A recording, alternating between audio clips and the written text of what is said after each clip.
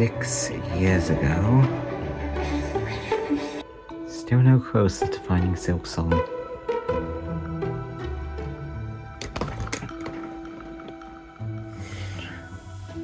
With your creator actually respects your fans.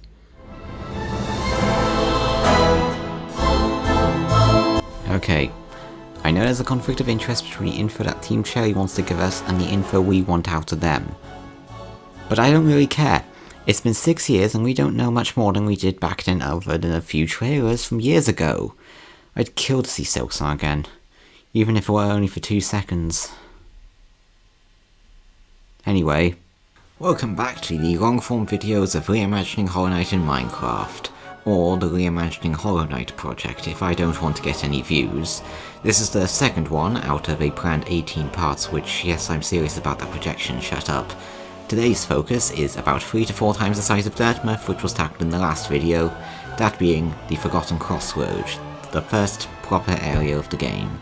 This video will cover the areas that are accessible from the start of the game, meaning that deep connections will be saved for later, which I will trust myself to keep those connections in mind later on in the project. If I don't keep them, please direct all your hate letters and doxing threats to the following address. Anyways, let's start on the planning before I really get doxed. If you're wondering why the border coloring is different between shorts and long videos, I edit the shorts in CapCut, and I edit the long videos in DaVinci, and CapCut charges for recoloring while DaVinci just lets me do it for free. So consider liking and subscribing, so I can pay these billion-dollar companies $8 a month so I can do basic editing features. Did it work? Did the subscribe button light up? Hold on, just in case it didn't. That's better. As mentioned before, Dirtmouth was an easy target / pirate episode for the last video, but to compare room indexes for a minute, which I made by the way, Dirtmouth had 8 rooms, only 4 being necessary this early on. Crossroads has 49 rooms, and even if you eliminate the later game rooms and take size into account, yeah, that's still a pretty big size upgrade. In the game's universe and wiki, the Crossroads were meant to be a connecting network of highways to the other areas of Harrownet before the infection. The approach I wanted to take was more of a mineshaft-inspired maze of pathways. It's clear from Elderbug's dialogue and the map layout that these crossroads are a maze of darkness, but promise. At least that's my interpretation. You can interpret it any way you like. It's what the social media calls media literacy. It's a bit of a buzzword. Applaud, please. Anyway, to quote Elderbug, "The other residents, they've all disappeared, headed down that well one by one into the caverns below. Used to be there was a great kingdom beneath our town. It's long fell to ruin, yet it still draws folks into its depths. Wealth, glory, enlightenment, that darkness seems to promise all things. I'm sure you too seek your dreams down there. Well, watch out. It's a sickly air that fills the place. Creatures turn mad and travelers are robbed of their memories. Perhaps dreams aren't such great things after all." A side note, I recorded all my gameplay with the Harrownet vocalized mod, so these sections will be less pain for me, but then Steam decided it wouldn't capture any of the audio, so that's great, I have to do it all myself. Thank you, built-in Steam recording thing. I know this seems to be the part which takes some liberties with how the world is portrayed, but I truly value this project's status as a reimagining in my style, even if that can get twisted at times. If you want proof of that, you just look at my Instagram, which I no longer use, but I posted comparison images of my builds for some time. I don't use it now because screw Instagram, am I right? Also, this isn't ideally meant to capture every element of the world. The success criteria only covers the explorable areas, so even though I may implement a few background features, if I had to build an entire kingdom outside the explorable areas, trust me, I'd go mad. Finally, because I know I'll get comments about this, no, I'm not building the temple today unfortunately. I've made the executive decision to save the temple along with the Pantheon of Harrownet and Godhome, which comes at the end by the way, for the final build session. Why? Every build series needs a satisfying climax, and this one could very well take up until Christmas.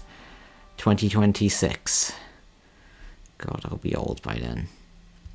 Anyway, disclaimers out the way, let's actually start building this thing. At the start of February, my first recording in this section involved building down the well and forming the initial crossroads, because it's the Forgotten Crossroads. Oh, and I'll be referring to this map as reference for future videos as well as my gameplay. When you fall into the crossroads, you can travel west to the main Tall Shaft and Club Home, or east to the Crystal Peaks Shaft and the Black Egg Temple. I turned this into a four-way road consisting of routes to the Tall Shaft, the Crystal Peak Approach, Club Home, and the Black Egg Temple.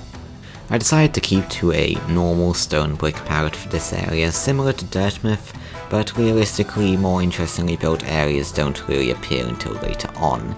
Anyway, after lighting the well with soul torches, I built the pathway to the temple, making sure it was separate from everything else and maintains the mineshafty format as seen in the backgrounds of the game.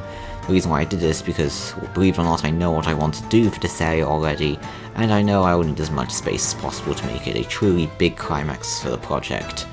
But for now, all you're getting is this quartz archway that I'm building right now, and a single time producing a vague reminder of this point. After all, it's better to end on a notable area than some random cabinet y equals -60 or something. I copied a segment of the mineshaft design to the other pathways and carved out a few caves leading to the other areas. This is to make sure none of the caves crash together too much. That would be really inconvenient in a build like this. Though that does happen a few times when painting palettes on the walls, but I do end up fixing them when that happens. In case you're curious, the palette I use this time is a 45 to 10% mix of stone, cobblestone and pale moss respectively. So this cave I was doing now was to be Grub Home, and I needed to put in 46 little grub houses into the cave I just carved out. To do this, firstly, I came up with a lamppost design with beacons and iron bars, which would be how I achieved the area's white light, at least in my shader pack. You know, those firefly-based lamppost thingies, yeah, those things. Then, I added 46 bee nests in piles of sandstone since they felt like they resembled the small grub houses best. Besides, in this texture pack they look like little wasps' nests more than bee nests. I remember finding a wasp's nest in my shed when I was little, and these textures go well with how I remember my dad describing it. Plus they blend in well with the sandstone, so everybody wins, I guess. Then, on the approach to Crystal Peak, there's a room where you can find a grub near the entrance to that area, so I focused on that next. I built a few shells with goat horns to represent the storage of those massive grub things that those annoying large bugs use, before building up the area the grub is stored in. I didn't actually put in the grub pots until after the second or third one, but I'll add all of them in the pots eventually. Anyway, this area turned out alright for someone who admittedly can't build diagonally. The end of the cave consisted of the workbench and other background decorations for that room. I'll mostly use gravel for this area's pots as they felt fittingly textured for those. Lastly, I built the entrance to Crystal Peak, which looked good, especially with the amethyst lighting, which has me looking forward to building that area. And for those who say I can't just build the area now, well, because of my own philosophies, I have to wait until after the next few areas to when I actually get to it in the game. But now it's time to get serious. As next up on the list was the area I refer to as the Tall Mineshaft. Not the most professional name, I know, but it suffices for this case. This is basically the area that connects up all the different layers of the crossroads, including the room below where you meet Cornifer for the first time. I carved out the initial cave for the top of the shaft, before clearing out a large rectangular space to serve as the main structure for this area. The plan was to still retain some cave format, like a mines kind of look, but with a structure akin to a large stone brick mineshaft stack filled with hanging roads going back and forth over the different layers. It helps the image of the several trade roads around Hallownest connecting the areas and allowing supplies and travellers to go between them. I apologise if you're watching on a phone or a device which hinders the visibility of the game in shaders. Truth be told, it's been a problem for the nearly 2 years I've been doing this type of build with shaders, though you can see the light at the bottom of the big cave below this area in the shot. Oh, and I also put torches here for my visibility, and line the walls of the mineshaft-like supports I used for the tunnels, leaving a gap in the wall for one of the secret areas. The road design took a more basic in-game mineshaft design with a few glow-ups and additions, mainly chains off the side of the path like in my Undertale world, and, after creating a design of stairs and andesite for the ceiling, lined the edge with iron trapdoors to simulate the overall metal-based style of the roads, like in the background of the areas in the game. You may ask, Harold, how do you do this without redstone? It's Axiom's Tinker tool. You right-click and it functions like a normal trapdoor, and it's good as long as you don't update the blocks around it. That really messes up the design.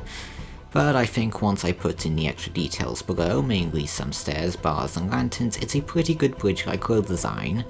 Then I added the secret room with the ruined carriage above the shaft, by creating a rough design outside the small cave I carved above, and using the power of Axiom tools to the best of my limited ability to get it in the appropriate state for this cave, adding in some of the bonus stuff like the geo clusters and the dream bush.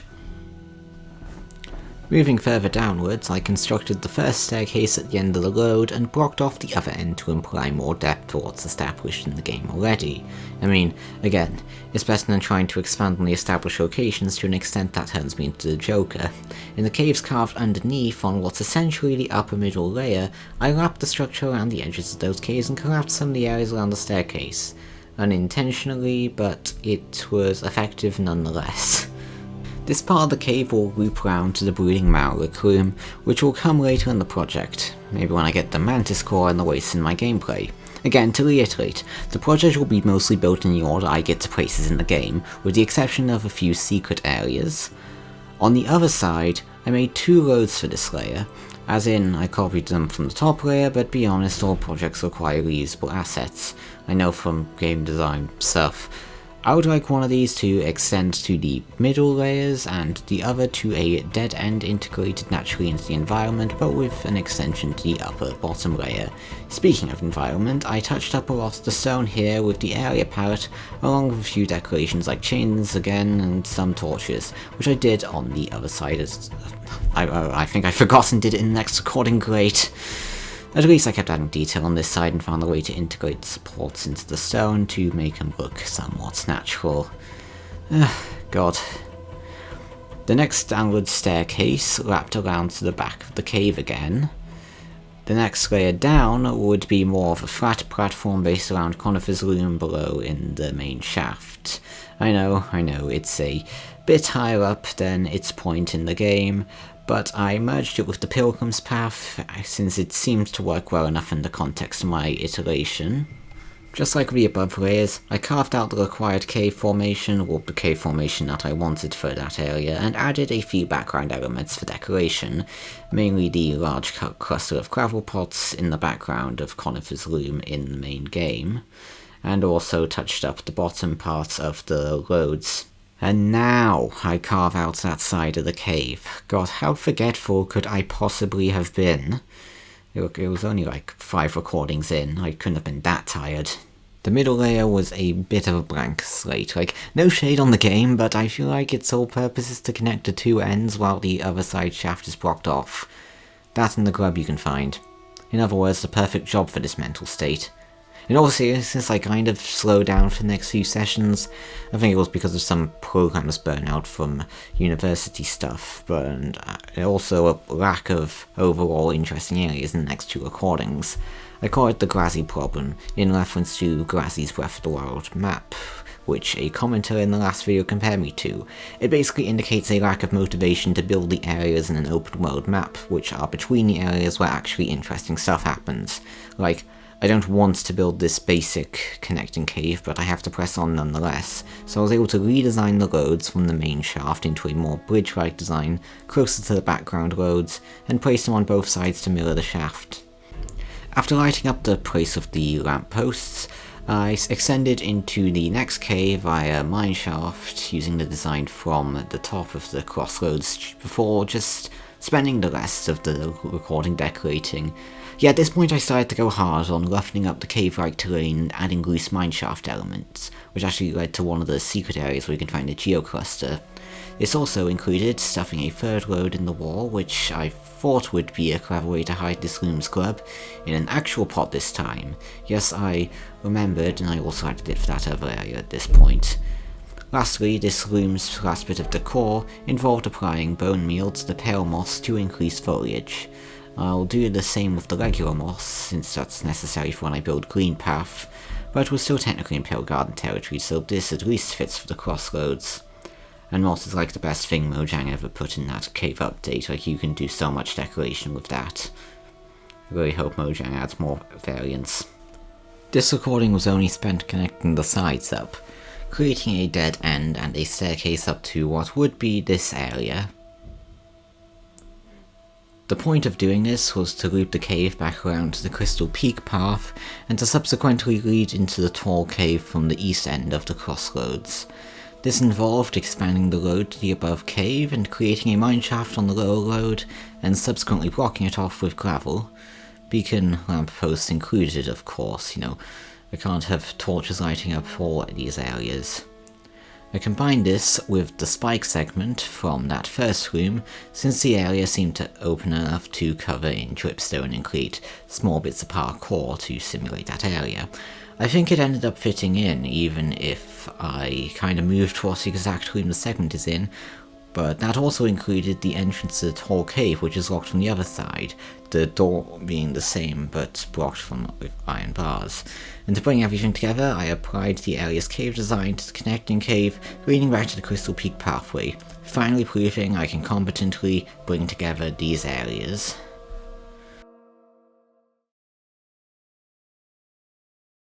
Hey, just checking in on how the build's going so far.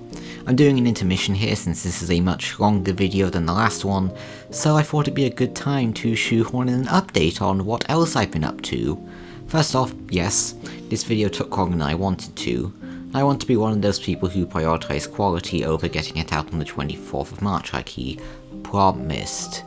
But due to me being busy around that time, I of course had to delay it, and hopefully I've done my best to make it the best it could be. That being said, I do have a different project I want to get done before June, which I've only wanted to start doing now recently, which you'll know once you find it out. This means that Hollow Knight may go on the back burner for some time, even if Green Path does get done before then. But you may be asking, what is this project? Well, I did half of it back in October, there's a trailer for it on my channel, but this new project is...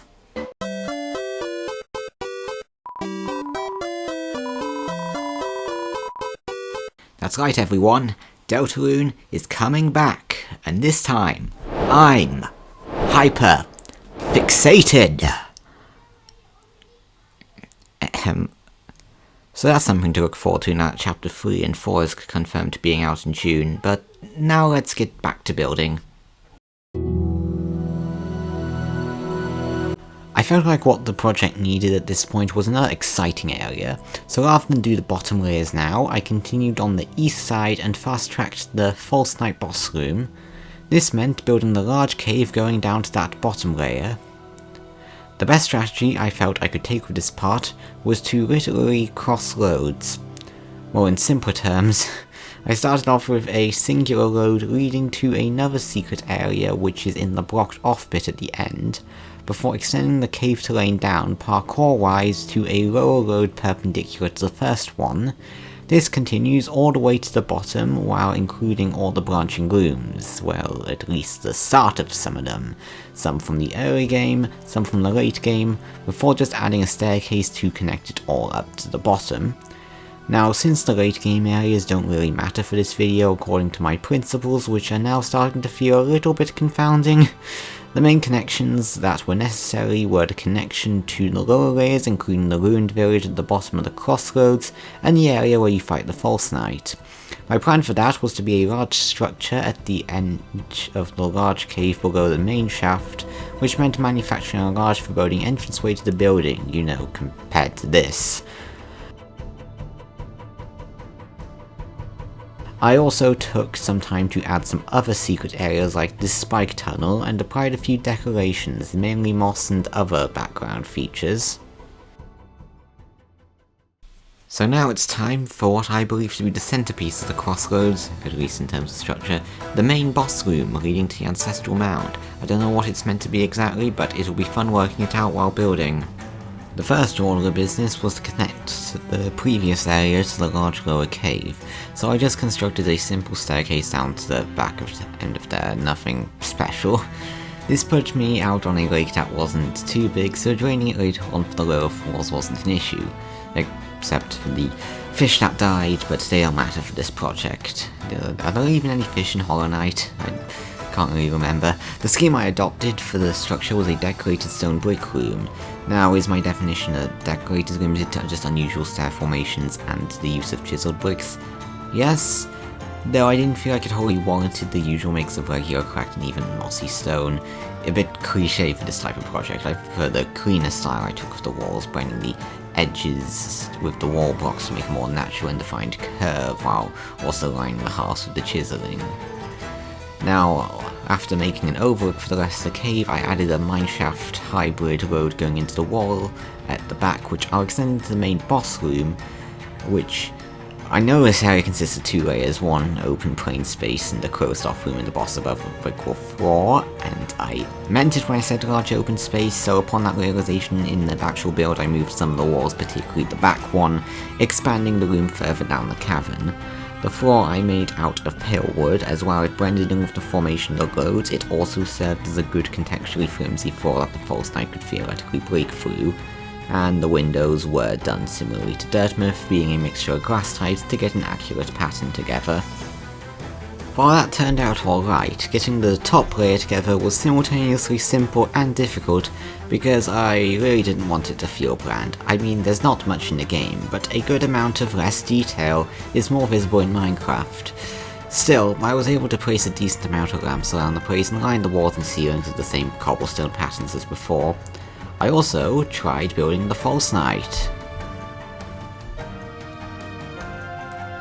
I did not do that on camera. I went back to this area in a different recording and added finer details from the background then, since that previous one was late and I had Britain's Got Talent on while I build.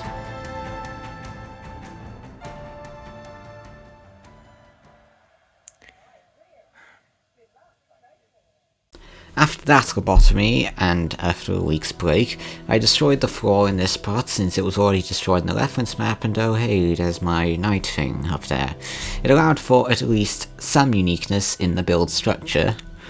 On the other side, I basically copied and pasted the format from the other side, but I had to alter a few things a bit for a true sense of symmetry, you can see, because I deleted it all and then repasted it in.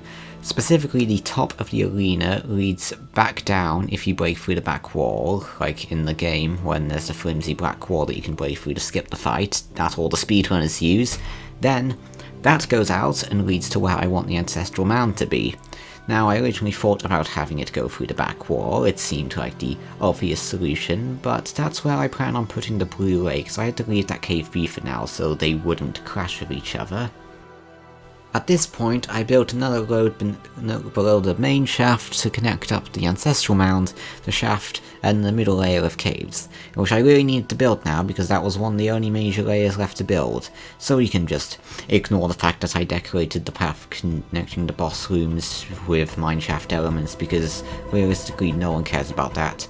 And we can move on to what is probably one of the last major layers. I mean, I still have the bottom parts to build, but I've been putting this off for ages now. One of the first notable landmarks in the middle layer is the hot springs, and I had a good concept for that. Firstly, I led the middle road into the wall left of the staircase going down from the shaft, and into one of the big mask-like structures from the background of the area in the game. And you can now tell where this is going. I'm going to cram in the hot spring in a massive diorite mask structure. God help me. It was easier than it looked though. Once I got the exterior sorted, I carved a large mass of stone to make some smaller mass structures from which the water will come out from. Lighting wise, I originally went for pearlescent frog lights, but the shaders made them a bit too purple for my liking, so I switched later to glowstone for a more white light based aesthetic. After that was done, I went round the corner and lit up the path around to the main cave of this layer. The path was laid out with the lampposts lighting the way from the bench that would usually be in the hot springs, and on the path placed suspicious gravel where the spiky worms will be. This is the layer where the knight has to dodge all those spiky worms, and, to be honest, I knew I would need to use commands to do this sufficiently. So while I didn't do it here, I'll eventually do some command functions to put in the worms. Evoker snappers were the idea I was throwing around in the shorts, so I'll work out how to do a command to put those in eventually. Now the rest of the cave was able to be folded in on itself to be less linear and more of a wavy path downward, connecting everything precisely up to the bottom caves.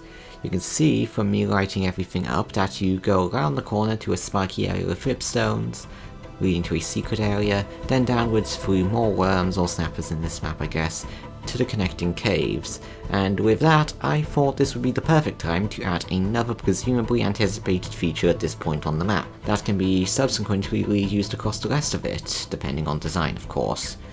I mean you know what I'm talking about from my description if you're a fan, it's the stag station. Man, I really wish Steam captured the sound for that recording. The exterior design was similar to Dartmouth, while the interior shared some design to the mineshaft supports I've been using for this area. I placed the bench about midway through the hallway before expanding the cave out to make the stag tunnel. Now I didn't want to commit to any definite routes at this point until all the stag stations were built so no areas would clash with each other. So I boarded up the ends of the tunnel and built a small placeholder for what would be a map at the back, along with a path at the bottom. And obviously, after that was done, I copied this design over to Dartmouth, with the only alteration being that instead of leading straight outwards, I needed to build a lift up to the main building from the last long-form video, which mostly just satisfied as a simple freight lift for now. Now it was time for a bit of cleanup for some stray secret areas, mainly the one that leads to Fungal Wastes, and the one that leads to a grub at the bottom of the cave. For the Fungal Wastes connection, I built a long staircase along the back wall of the cave into the wet, mossy part at the bottom, which could be a possible aesthetic for the Fungal Wastes, but I'll work it out when I get there, as I normally do. As for the next grub, I boarded off the wastes from where I planned for the ruined village to be, and planned to build the initial spike section over the divider. This was also when I added a second road stretching across the big cave, which a gap in one of the pillars leading down to the Dripstone Park core would lead to a cave that contains the grub. Of course this is where the acid is, but again, I'm leaving that stuff to the let's focus on programming them later pile, because honestly this will definitely require some form of data pack functionality. I don't know what yet, but again, we'll figure it out. Data pack programming is hard from my experience. As of recording, I literally spent hours yesterday trying to get the DELTARUNE pack working in 1.2, 1.5, and it was absolutely painful. Anyway, right now I'm doing the very back cave, at least from a west to east perspective, which was easy in terms of placing all the elements of that cave in one fell swoop. I think I was able to fold 3 rooms into one in this part, which is kind of impressive for me. To make sure connections to the village were solid, I skipped ahead a bit to the Gruzmother boss room. You can't really see at the moment because I planned on keeping the village pretty dark, and that shows with shaders especially, but in my defense, the lampposts are out in the game anyway, so I think that's valid enough. Also the church, according to the wiki apparently, is going to have entrances from all sides, so don't worry, that room's not going to be too different from the game. After painting in the relative relevant palette and floor down to the church, I moved on to another vital transport link, the tram station to the resting grounds. I'll admit, this one took a while to work out. You know what, I'm actually going to laser blinds for this one, give me a minute. Okay. I've been looking for 15 minutes and I've concluded that to brighten the image best, I have to use the dehaze function. Let's just go over here real quick. Oh my god, it's a paid. Okay, since I don't know any other ways to get the brightness up, you'll just have to settle for this right now. As mentioned before, I can subscribe so I can fight the forces of capitalism, because everything is so blinking expensive now. I found out yesterday I have to pay 75 quid for my physical Switch 2 games. I am going nowhere financially. And why is there DELTARUNE music in my Hollow Knight video? I guess it's relevant to the conversation, but still. Regardless of the brightness, you can just about see the emblem in the tram station at the end just now, which happens to be in the direction I plan on having the resting ground, so I think I'm doing well at the further planning. The tram was quite small, but then again it doesn't need to be massive, and can someone turn off that Spamton music? Thank you! Hollow Knight's economy isn't that broken. There's something about a recession in Hollow Knight lore, I don't think, so I bet tram passes were reasonably priced. The station looks good, let's move on. At this point, I refine the area's lighting to be more blue and white in line with the game, as well and try and nail the atmosphere better without shaders.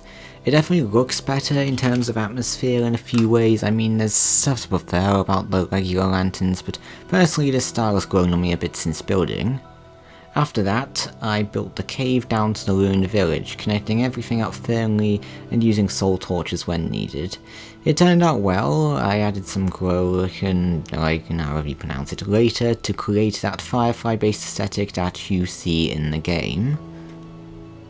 You know, this area is just me joining the cave. We can skip it. I decorated the church with statues in the corners rather than the middle to kind of open things up a bit more and make this feel like a bonus area before doing a few things around the sides, mainly adding some shells in a literal sense of slightly altered Dirtmouth houses. If you can make them out, I tried blending them in roughly with the walls, the darkness being, again, pretty deliberate considering the ruined nature of the village. Outed lampposts are even dotted around the place, so I can't really argue with that. I of course copied this to the other side as well, because that's just what I do. I then quickly dug up a lift room down to the City of Tears, which I kept to a similar style to the grub room near Crystal Peak, being light blue glass on stone bricks. As for the lift itself, it was pretty small, but again, didn't need to be much bigger. I personally feel my design goes quite naturally with it. The last thing to build for this area was the ruined village. After flattening the cave and basically getting everything into a position where everything can be placed, I slightly lit up the staircase down from the church with soul torches. Then I basically copied my redesign of Dirtmouth's houses all around the cave floor, making sure I at least leave some areas open for the necessary contents, like the place where you find Sly. I also built ScalableLux hut, but I forgot to unpause after leaving to do something, so just trust me on this. Now, this would normally be where I end the video and cut to the ending cinematic, but when I went to make improvements, they piled up a bit more than I expected. Coupled that with this video taking longer than expected, and I decided, screw it, you're getting another recording with the Ancestral Mound in this video. You can thank me later. Or hate me later, considering that's basically made this video even longer than it is. The main improvement I wanted to make was to give the road supports to make the open area of the crossroads more like the game's background. Now this meant I needed to redo the lighting for the roads, so I added solar lanterns to the supports, which I think looked alright, though then I started adding some beacons to add some light to the top. But then afterwards Solar's got an update and now they look like this. I will be changing this for the cinematic indefinitely. Okay, actual final area for this video, the Ancestral Mound. Considering the more graveyard-esque, ritual-esque look, I went for a large blocky structure of bone blocks curving around the cave horizontally and vertically going in and out, wrapping around the opening to that section. For more decoration, I also placed some assorted pale fences and skulls, as they look very bone-like. The fences, not the skulls, not that stupid, and adds to the aesthetic. Inside was the usual findings. The bench, the cave, the place where the snail shaman gives you the vengeful spirit, then locks you into the cave to try it out. You know, all that stuff. I actually had a pretty tough time adding the smoke from campfires because I didn't realise the water was flowing on top of them. But afterwards, it was just a one-shot run around the mound's relatively simple cave system. Since this area was mostly enemies and parkour, all I had to do was make my way to nearby branches to this cave, paint them in the King's Pass palette since this area's palette is a bit different from normal, add in a few skulls and pale fences for decoration, throw in some parkour elsewhere for good measure, I even put some dripstone as substitute for the spikes, then after all of that, After all the setbacks, all the struggles, I mean, it's not really that much of a struggle, the Forgotten Crossroads was complete. Woof, that was exhausting. Let's just watch the cinematic now and get this over with.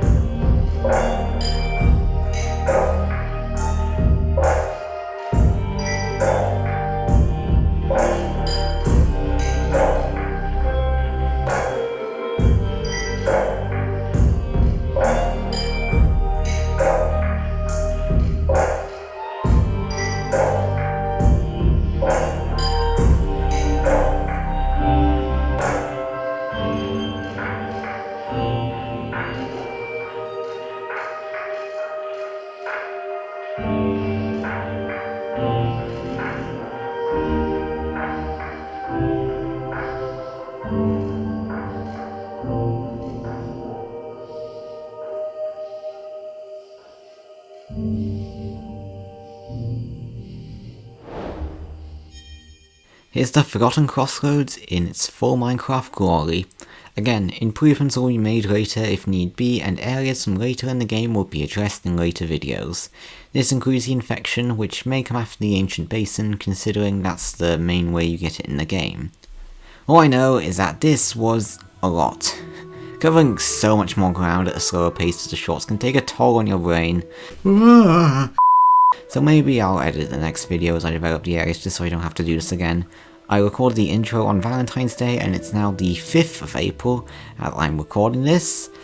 And Silverstone got a highlight in the Switch 2 Direct. Briefly. You know what, I'm gonna enjoy this moment. I'll see you next time.